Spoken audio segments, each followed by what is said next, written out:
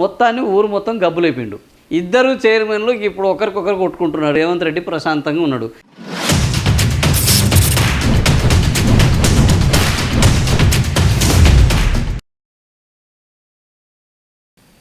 ప్రమోషన్లలో degree principal వద్దు. ఇదొక ఇప్పుడు రేవంత్ రెడ్డి చేస్తున్నదే ఇప్పటికే విపరీతమైన విమర్శలకు లోనవుతున్నది. అనేక మంది అభద్రతకు గురవుతున్నారు. అలజడి సృష్టిస్తున్నాడంటే ఆయనను మించిన అన్నట్టు ఆచంట అన్నట్టు ఇప్పుడు ఎవరు వచ్చారు, మనకు ఆకునూరి మురళి గారు వచ్చారు. ఈ ఆకునూరి మురళి వచ్చి ఆయన కత్తులు నూరిండు. ఇప్పుడు ఉపాధ్యాయులు నెత్తి నోరు కొట్టుకుంటున్నారు, ఇదేంద్రబాయ్ నువ్వు వచ్చి మా మీద పడ్డవు అని. సో డిగ్రీ గురుకులాలను రద్దు చేయాలని మొదలుపెట్టిండు.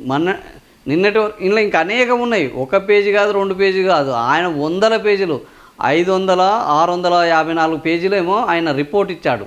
చాలా పెద్ద రిపోర్ట్ ఇచ్చారు. నాకు తెలిసి నేషనల్ ఎడ్యుకేషన్ పాలసీ కూడా ఇంత పెద్దగా లేదనుకుంటున్నాను. నేషనల్ ఎడ్యుకేషన్ పాలసీని మించి రాష్ట్ర ఎడ్యుకేషన్ పాలసీని ఆయన తయారు చేశాడు.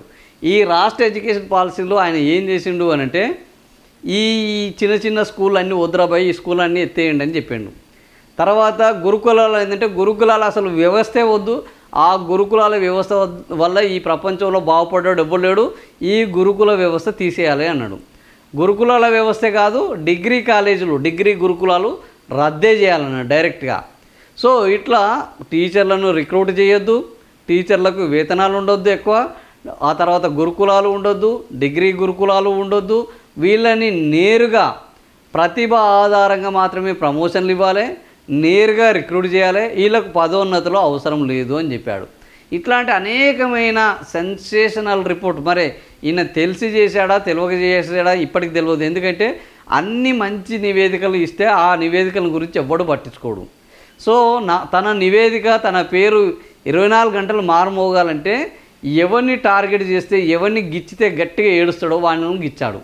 ఈ రాష్ట్రంలో ఎవరిని గిచ్చకూడదు ఎవరు అంటే, ఒకటి ఉపాధ్యాయులు, ఇంకొకటి కండక్టర్లు. వీళ్ళిద్దరిని గిచ్చారంటే వాళ్ళు చేసే లొల్లి మామూలుగా ఉండదు. అవుపడ్డవని కల్లా చెప్తుంటాడు. మన రఘునందన్ చెప్పాడు, ఈ రిటైర్మెంటు ఉద్యోగుల ఫంక్షన్లో ఒక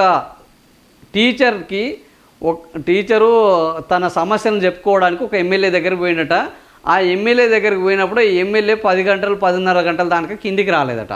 సో ఈయన రోజు రెగ్యులర్గా టైంకి పోయే టీచర్ ఆ రోజు లేట్గా వచ్చిందట. వస్తుంటే ఏమైంది సార్, మీరు రెగ్యులర్గా టైంకి వస్తారుగా, ఈరోజు లేట్ అయింది అనగానే మొదలుపెట్టినట ఆంచల్లి. ఎక్కడి నుంచి వెళ్ళి, నేను పలానా ఎమ్మెల్యే దగ్గరికి పోయినాను, స్కూల్ సమస్యలు తీసుకుపోవడానికి పోయాను, కానీ ఆయన 10:30 దానికి కిందికి తీయలేడు, రాత్రి ఏం తాగాడు ఇంకతో, టీచర్నైనా నాకే ఈయన అందుబాటులో లేడు, ఇక సామాన్యుల పరిస్థితి ఏంది, ఇట్లాంటి ఎమ్మెల్యే ఇట్లాంటి వాళ్ళు ఉంటే ఇంకా మనం ఏం బాగుపడతామని మొదలుపెట్టిండు. అట్లా రాత్రి సరికి ఆయన స్కూల్కి పోయిండు, స్కూల్లో చెప్పిండు, విద్యార్థులకు పోతే విద్యార్థులకు చెప్పిండు, తల్లిదండ్రులు వస్తే తల్లిదండ్రులకు చెప్పిండు, సాయంత్రం మళ్ళీ బస్సు ఎక్కి వచ్చేటప్పుడు మళ్ళీ వాళ్ళకి చెప్పిండు, ఇంటికి పోయిన తర్వాత వాళ్ళకి చెప్పిండు. మొత్తాన్ని ఊరు మొత్తం గబ్బులేపిండు. ఇట్లనే గబ్బులేపే వాళ్ళలో ఇంకా ప్రసిద్ధులు ఎవరు అంటే కండక్టర్లు, ఆర్టీసీ ఉద్యోగులు.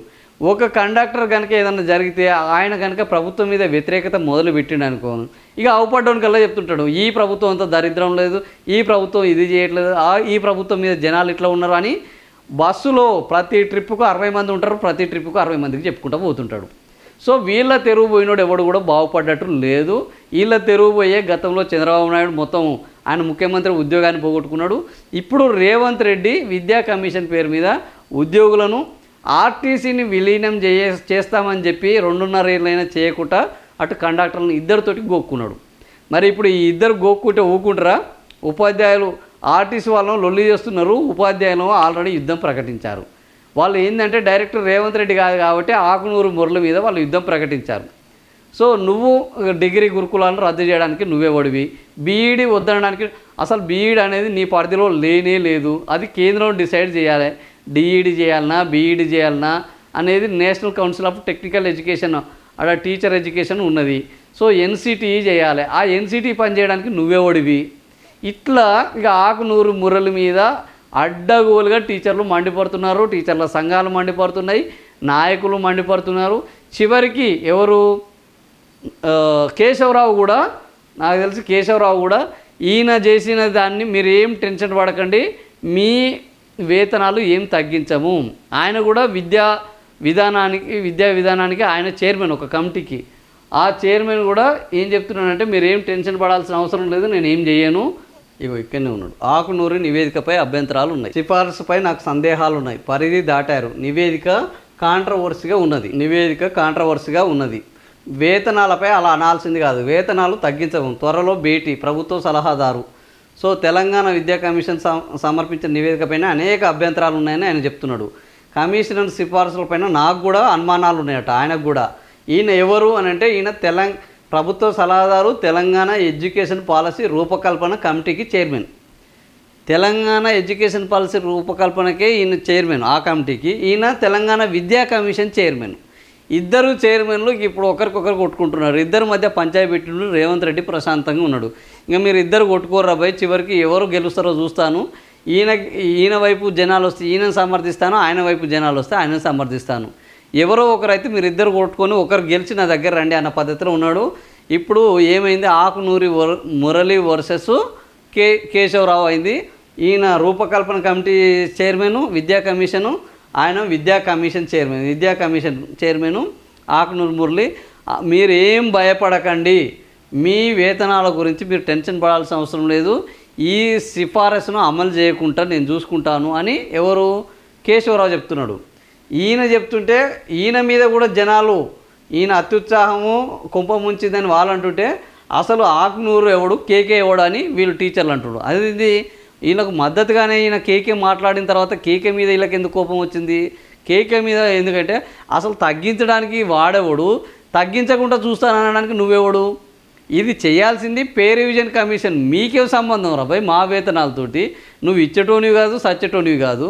నువ్వు పెంచాల్సిన పిఆర్సీ ఇంతవరకు వేయలేదు, ఇంకా డిఏలు ఇవ్వలేదు, మాకు రావాల్సిన బెనిఫిట్ బెనిఫిట్స్ ఇవ్వట్లేదు, రిటైర్మెంట్ బెనిఫిట్స్ మాకు ఇవ్వాల్సినది ఇవ్వకుండా ఓడము, తగ్గిస్తా అంటే ఓడము, తగ్గకుండా చూస్తానంటాడు.